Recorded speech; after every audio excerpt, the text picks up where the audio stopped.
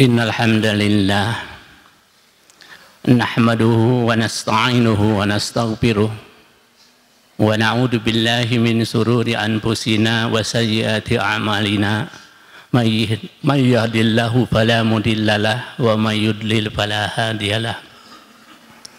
Asyhadu an la ilaha illallah wahdahu la syarikalah wa asyhadu anna Muhammadan abduhu wa rasuluh alladzi la nabiyya ba'dah. Allahumma salli ala Muhammad wa ala ali Muhammad kama sallaita ala ali Ibrahim wa barik ala Muhammad wa ala ali Muhammad kama barakta ala ali Ibrahim innaka Hamidum Majid. Ya ayyuhal hadirun ittaqullaha haqqa tuqatih wa la tamutunna illa wa antum muslimun. A'udzu billahi minasy syaithanir rajim. Wa may ya'shu an dzikrir rahman nuqayyid lahu syaitan fa huwa lahu qarin. Hadirin ahli Jumat rahimakumullah. Alhamdulillah, kita patut bersyukur kepada Allah Subhanahu wa taala bahwasanya Allah Subhanahu wa taala masih memberi kesempatan kepada kita berada di awal tahun 2019 ini. Tahun 2018 sudah kita tinggalkan, suka dukanya sudah kita tinggalkan. Tahun yang akan datang masih gaib. Mudah-mudahan kita pada tahun yang sekarang ini adalah bisa mengisi amal soleh, bisa mengisi kebajikan-kebajikan yang akhirnya kita bisa mendapatkan lebih baik daripada tahun-tahun yang sesudahnya. Hadirin rahimakumullah, perjalanan hidup dan kehidupan manusia dilihat dari perjalanan waktu. Tambah hari, tambah jelek, maka dia orang yang paling rugi. Dan yang kedua, tambah hari, tetapi amal tetap. Tidak ada perubahan sama sekali. Artinya dia rugi. Yang ketiga, tambah hari dia tambah baik, dia paling beruntung. Kalau dilihat dari kualitas hidup dan kehidupan itu sendiri, dari start jelek, akhir juga jelek, dia paling tertipu. Dari mulai dia muda, lalu dia dewasa sampai dia tua tidak pernah berbuat baik. Itulah orang yang hidupnya tertipu. Sedangkan ada orang dari awal baik kepada Allah Subhanahu wa taala, selalu dia mengabdikan diri. Dijaga hablum minallah, dijaga hablum minan nas. Kepada orang tua dia selalu hormat. Pada dewasanya pun juga tetap dalam keadaan dia itu adalah orang yang selalu berbuat baik. Amal solehnya meningkat. Sampailah dia maka dijulukan orang yang baik, orang yang jujur, seorang ulama, seorang kiai dan lain sebagainya. Tetapi setan terus berupaya, berusaha. Begitu kita lahir sudah digodanya, sampai kita dewasa pun juga tetap digoda. Kalau pada waktu dia muda tidak bisa digoda, dewasa tidak bisa digoda, setan tetap menunggu. Mudah-mudahan saja setelah dia itu ketuaannya itu sendiri, setelah dia pikun, malahan dia jatuh untuk godaan setan itu sendiri. Tidak sedikit orang yang seperti itu punya nama baik, punya kedudukan. Seseorang yang tak sangat menghormat kepada dirinya itu sendiri, tapi setelah dia akhirnya masalah dia orang yang terjerumus tergoda setan itu sendiri. Itulah orang yang paling rugi dalam hidup dan kehidupannya itu sendiri. Tapi yang ketiga adalah dia awal jelek. Pada waktu muda dia tidak pernah melakukan suatu kebaikan. Terus dia berlaku sesuatu yang menyalahi aturan-aturan dan lain sebagainya. Tetapi begitu setelah dewasa, dia ada perubahan. Dia mulai mandi dengan baik, mulai dia diajar wudu, sampai akhirnya dia bisa melakukan perintah Allah Subhanahu wa taala, sampai dia dewasa, sampai dia tua, tidak pernah dia tergoda setan. Itu adalah orang yang beruntung. Tapi yang paling betul-betul nanti orang yang beruntung di hadapan Allah Subhanahu wa taala atau di hadapan manusia sendiri, dari mulai dia muda sampai dia dewasa, sampai dia tua, banyak godaan setan, banyak gangguan hidup dan kehidupan dan lain sebagainya, tapi dia tetap selalu dia istiqomah dalam hidup dan kehidupan sendiri, karena ini adalah yang menyelamatkan dirinya itu sendiri. Maka orang yang seperti itulah nanti orang yang mendapatkan predikat bahwa itulah yang mendapatkan keberuntungan dalam hidup dan kehidupannya, baik di dunia dan di akhirat itu sendiri. Hadirin rahimakumullah, maka yang paling harus kita musuhi dalam hidup dan kehidupan itu adalah setan. Karena setan tidak akan pernah berhenti. Dari mulai menggoda Nabi Adam sampai sekarang dia belum pernah mati, dan dia selalu menggoda, dan betul-betul dia melakukan menggoda manusia itu sendiri sudah canggih sekali. Maka kita harus betul-betul waspada, karena setanlah nanti akan menjadi musuh kita itu sendiri. Maka di sini Allah Subhanahu wa taala memperingatkan kepada kita, wa may ya'shu an dzikrir rahman nuqayyid lahu syaitan fahuwa lahu qarin.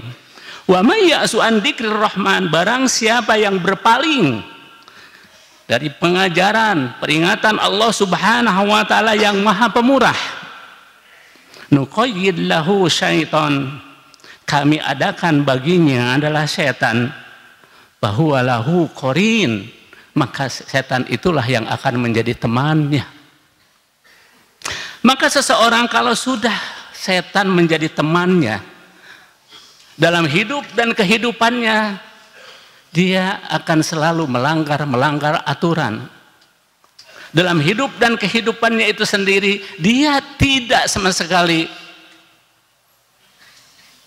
untuk kebaikan, untuk supaya nanti untuk melaksanakan perintah Allah Subhanahu tertarik. Dia itu selalu saja melakukan sesuatu dalam hidup dan kehidupannya untuk nanti malahan bukannya melaksanakan amar ma'ruf nahi mungkar, tapi dia betul-betul dalam hidup dan kehidupan itu dari sendiri adalah kemaksiatan yang dia ikuti itu sendiri. Jika seseorang berpaling, tidak memperhatikan dan tidak melakukan perintah Allah Subhanahu wa taala, maka hidup dan kehidupannya itu tidak akan selalu baik. Melihat kalau ada hak malahan dikatakan batil, yang batil malahan dikatakan hak, yang baik dikatakan salah, yang salah malahan dikatakan baik.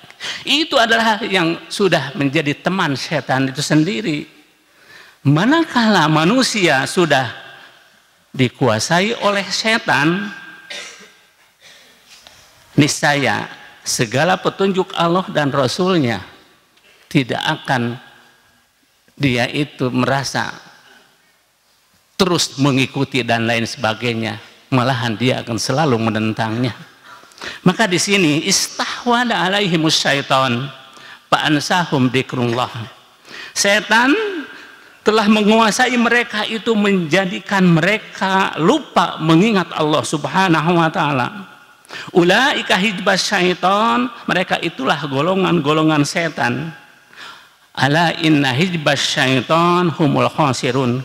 Ketahuilah bahwa sesungguhnya golongan setan itu adalah golongan yang merugi.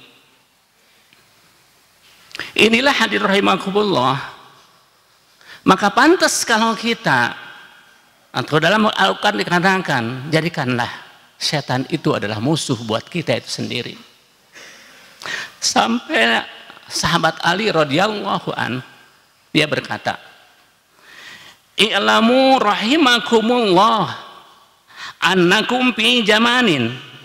Ketahuilah, semoga Allah mengasihimu, sesungguhnya kamu berada pada zaman, pada satu zaman Al-qailu bil haqqi qalilun, yang berbicara dengan hak sangat sedikit. Wal lisani anis sidqi qalilun, yang teguh menepati hak dipandang hina. Lisan sulit untuk berbicara hal-hal yang benar. Inilah pada waktu zaman itu adalah orang yang selalu dalam hidup dan kehidupannya itu sendiri tidak ada yang dilakukan hanya untuk keinginan setan saja. Di mana saja dia berada, dengan siapa saja dia bergaul, maka yang diikuti adalah langkah-langkah setan. Dia merasa berat untuk melakukan perintah Allah Subhanahu wa Ta'ala. Dia merasa berat kalau seandainya dia berbuat baik kepada orang tua itu sendiri. Malahan orang yang berbuat kepada orang tua dikatakan kuno, bid'ah, yang seharusnya kita dijauhi, malahan dikatakan itu adalah ibadah. Hidup dan kehidupan sudah ada dalam lingkungan setan, maka pantas kalau seandainya dia itu tidak akan melakukan suatu kebaikan dalam hidup dan kehidupan itu sendiri. Karena yang diikuti bukan ajaran Allah Subhanahu wa Ta'ala, tapi karena dia sudah berteman dengan setan itu sendiri. Wal lisani anis sidqi qalilun, lisan sulit, lidah sulit, merasa berat untuk mengatakan yang benar. Yang teguh menepati hak dipandang hina. Para penduduknya suka melewati batas. Orang tuanya durhaka. Para qori berlomba-lomba dalam lagam dan suara saja. Anak muda tidak menghormati lagi orang tua. Orang yang kaya sudah tidak memperhatikan orang miskin. Itulah zaman. Apakah zaman ini sudah kita alami, atau zaman itu sudah berlalu, atau memang akan nanti kita alami? Hadirin rahimakumullah, inilah harus kita waspadai. Karena zaman ini adalah zaman yang akan kita alami dalam hidup dan kehidupan itu sendiri. Di mana dia orang yang selalu menegakkan kebaikan, selalu dia amar ma'ruf nahi mungkar, malahan dia dimusuhi. Tapi orang-orang yang selalu berbuat kecurangan, berbuat dia tidak adil dan lain sebagainya, malahan dia itu adalah orang yang diangkat derajatnya. Tapi orang-orang yang selalu dalam hidup dan kehidupan istiqomah untuk menjalankan syariat Islam, malahan dia dicaci maki, dikatakan dia adalah orang yang radikal dan lain sebagainya. Hadirin rahimakumullah, maka di waktu itu sedikit sekali orang yang mengutarakan yang benar, yang hak. Bahkan berat untuk mengatakannya, sulit untuk mencari telinga yang mau menerima yang baik itu, yang hak itu. Yang kedua, orang yang teguh mempertahankan yang hak menjadi cemoohan, bahkan tidak diberi hak hidup yang layak. Tapi orang-orang yang durhaka, orang-orang yang merasa dirinya pandai, dan dia yang menjauhi aturan Allah Subhanahu wa Ta'ala, maka seolah-olah dia mendapatkan posisi yang baik dalam hidup dan kehidupan, dihormati dan lain sebagainya. Kalau dia kebetulan menjadi pemimpin di zaman itu, ia berlaku tidak adil, dia tidak jujur, dan dia selalu berbuat kedoliman, tidak memperhatikan rakyat. Tetapi dalam hidup dan kehidupan itu sendiri, hanya dengan lingkungannya, bagaimanapun juga kekuatan Fir'aun dan lain sebagainya, dia malahan kalau ada orang yang akan mengkritik dia sendiri pada waktu itu, maka tidak mungkin dia akan hidup lama. Sampai-sampai karena nasihat dukun, nasihat paranormal bahwa ada bayi yang dilahirkan nanti akan menjadi saya, semua bayi-bayi laki-laki yang lahir dibunuhnya. Itu adalah waktu zaman Fir'aun dan tapi Allah Subhanahu wa taala, mereka merencanakan semua rencana dengan rasanya dia akan mendapatkan kemenangan dan lain sebagainya, tapi hanya dengan diutusnya Nabi Musa hanya membawa tongkat yang butut, hanya dia itu membawa dengan orang-orang Bani Israel ke tepi laut, tapi Allah Subhanahu wa taala memberi kekuatan kepada Musa itu sendiri. Itulah kalau memang seseorang yang selalu berbakti kepada Allah Subhanahu wa taala untuk menghadapi permasalahan-permasalahan yang betul-betul nanti dalam hidup dan kehidupan itu sendiri selalu mencelakakan diri masyarakat dan lain sebagainya. Maka itulah hadirin rahimakumullah,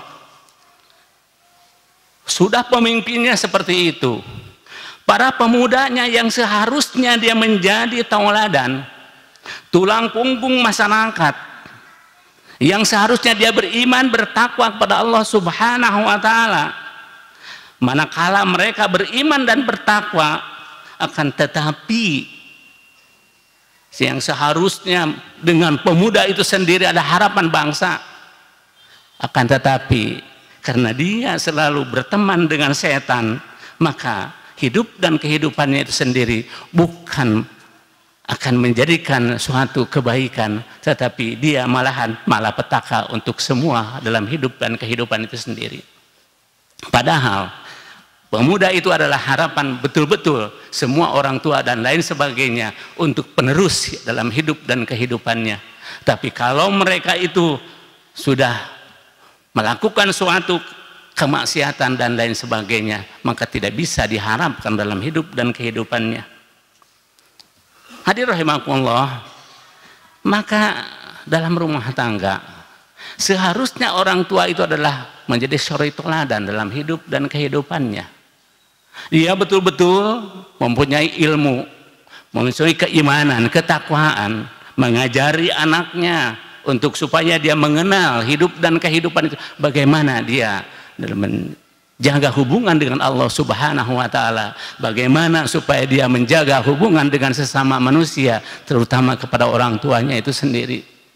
Kalau orang tuanya orang tua yang betul-betul dia beriman dan bertakwa kepada Allah Subhanahu wa taala, maka rumah tangga akan menjadi rumah tangga yang sakinah. Tetapi dalam hadis ini justru orang tuanya adalah asim, banyak kedurhakaan, melakukan sesuatu perbuatan yang dilarang Allah Subhanahu wa taala. Kalau sudah seperti itu, mana mungkin di rumah tangga akan menjadi rumah tangga yang sakinah, mawaddah, warahmah.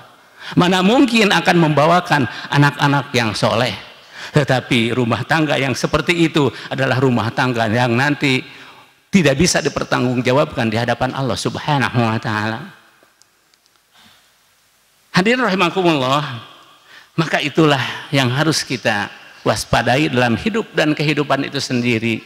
Jangan sampai kita terbawa arus setan, karena setan dari mulai kita tidur sampai kita bangun, sampai tidur lagi, dia tidak ada henti-hentinya untuk menggoda kita dari depan, dari belakang, dari kiri, dari kanan. Dia berupaya, berusaha supaya kita itu adalah menjadi sekutu bagi mereka itu sendiri. Kalaulah kita betul-betul nanti mengukuhkan tauhid kita itu sendiri, akidah kita itu sendiri, supaya kita betul-betul nanti di hadapan Allah Subhanahu wa taala dengan ketaatannya, dengan keimanannya, dengan ketakwaan, dan kita selalu berzikir kepada Allah Subhanahu wa taala, insya Allah setan pun juga tidak bisa untuk menggoda kita sendiri. Kenapa? Hadirin rahimakumullah, terjadi pada umatku, kata Rasulullah, itu semua kerusakan-kerusakan itu disebabkan dua hal. Halaka ummati fi syai'in taraktal ilmi wa jama'il mal. Timbulnya kerusakan pada umatku disebabkan dua hal. Karena meninggalkan ilmu dan mengumpulkan harta. Ini penyebab yang paling utama. Meninggalkan ilmu, dia sudah tidak tertarik lagi untuk belajar ilmu agama. Tetapi hidup dan kehidupan sendiri adalah yang dicari. Bagaimana supaya dia mendapatkan harta sebanyak-banyaknya, bagaimana supaya dia mendapatkan jabatan setinggi-tingginya. Dia sama sekali Tidak menggubris apakah yang dicari itu haram atau halal, apakah yang didapat itu haram atau halal. Pokoknya dia dapat. Semua dia lakukan hal seperti itu. Malahan hidup dan kehidupan seperti itu bukannya dia menyenangkan dalam hidup dan kehidupannya, tetapi akan menyengsarakan dirinya itu sendiri. Hadirin rahimakumullah, inilah yang harus kita benar-benar nanti waspadai dalam hidup dan kehidupan itu sendiri. Jangan sampai kita dalam zaman itu kita terjerumus karena godaan setan itu sendiri. Kita tetap perkuat keimanan kita sendiri, perkuat ketakwaan kepada Allah Subhanahu wa Ta'ala dalam hidup dan kehidupan, akidah kita, ibadah kita, muamalah kita, dan lain sebagainya. Kita harus selalu berjalan seimbang dengan hidup dan kehidupan untuk mendapatkan nanti kebahagiaan di dunia dan kebahagiaan di akhirat, dan kita bisa terbebas daripada api neraka. Barakallahu li wa lakum.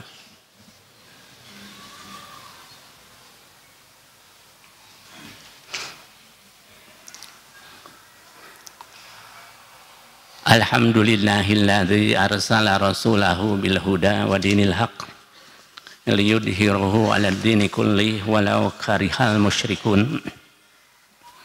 Hadirin rahimakumullah,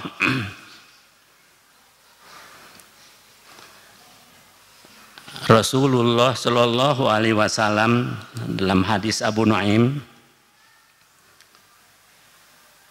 memberi arahan kepada kita, mengingatkan kepada kita dalam sabdanya, "Ghasiyat humus sakratani, hubbul aisi wa hubbul jahli." Telah menutup kepadamu dua macam kemabukan, yaitu cinta kepada kehidupan dunia dan cinta kejahiliahan. Kalau itu sudah dilakukan, fa in dzalika la ta'muruna bil ma'ruf wa tanhauna 'anil munkar, maka kala itu kamu tidak akan laksanakan amar ma'ruf nahi munkar. Wal qaimuna bil kitabi was sunnati, orang yang benar-benar dia istiqomah menegakkan Quran dan sunnah seperti orang-orang yang dahulu pada awal pertama Islam, yaitu kaum Muhajir dan Ansor. Karena orang sudah semua mengagungkan harta, menuhankan harta dalam hidup dan kehidupannya itu sendiri. Sudah tidak ada yang namanya halal.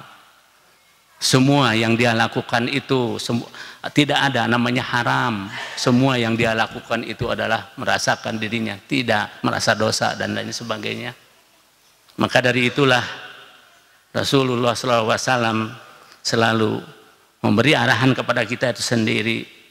Karena nanti kalau itu sudah terjadi dalam hidup dan kehidupan sendiri, orang yang selalu teguh pendiriannya, maka dia akan selalu seperti orang pada waktu awal pertama Islam itu sendiri. Dibully orang, dipersekusi orang, dalam hidup dan kehidupannya itu tidak tenang, tidak tentram. Seperti Rasulullah SAW berusahakan, lalu Rasulullah akan dibunuhnya, dijauhinya, lalu Rasulullah SAW sampai hampir-hampir mereka itu sendiri tidak kuat menghadapi permasalahan itu. Tapi Allah Subhanahu wa Ta'ala meneguhkan hati Rasulullah SAW. Akhirnya ada jalan keluar untuk hijrah meninggalkan mereka itu sendiri. Begitu juga kita, tetap saja gigit dengan geraham kita bahwa tidak akan ada yang menyelamatkan hidup dan kehidupan kita sendiri, hanya kita berpegang kepada Quran dan Sunnah. Kalaulah itu sudah kita alami, kita betul pegang dan sebagainya, maka kita harus hati-hati, jangan sampai kita terjerumus lagi dengan godaan setan. Hadirin rahimakumullah, kalaulah kita dalam hidup dan kehidupan itu untuk mendapatkan nanti ketenangan, ketentraman, kebahagiaan, maka tiada lain yang harus kita jalani itu sendiri. Dengan apapun juga yang kita hadapi, kita harus selalu bersabar. Karena ujian demi ujian yang kita akan hadapi itu sudah sunnatullah. Allah Subhanahu wa ta'ala akan menguji seseorang itu, apakah dia seorang yang beriman, bertakwa, atau dia hanya orang-orang yang biasa saja. Maka dari itulah dengan ujian-ujian yang diberikan oleh Allah Subhanahu wa ta'ala kepada kita, maka kita harus selalu dalam keadaan bersabar. Maka orang yang bersabar itulah yang akan mendapatkan nikmat di hadapan Allah Subhanahu wa ta'ala. Maka pertama, wa an aqim wajhaka lid-dini hanifa wa la takunanna minal musyrikin. Hadapkanlah mukamu kepada agama dengan tulus dan ikhlas, dan janganlah kamu termasuk orang-orang yang musyrik. Surat Yunus ayat 105. Yang kedua, wala talbisul haqqo bil batili wa taqtumul haqqo wa antum ta'lamun.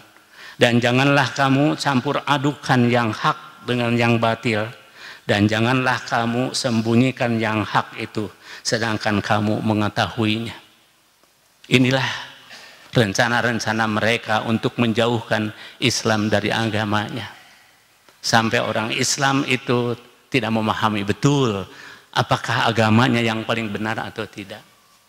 Maka dalam seperti itu yang ketiga, ya ayyuhalladzina amanu udhulu bisilmi kaffah. Wahai orang-orang yang beriman, masuklah kepada agama Islam itu ada secara kaffah. Jangan dipilih, jangan dipilah. Begitu Allah memerintahkan, ucapannya adalah sami'na wa ata'na wa la tattabi'u khutuwatis syaitan. Jangan engkau mengikuti langkah-langkah setan, innahu lakum aduwwum mubin, karena setan itu adalah musuh yang paling nyata.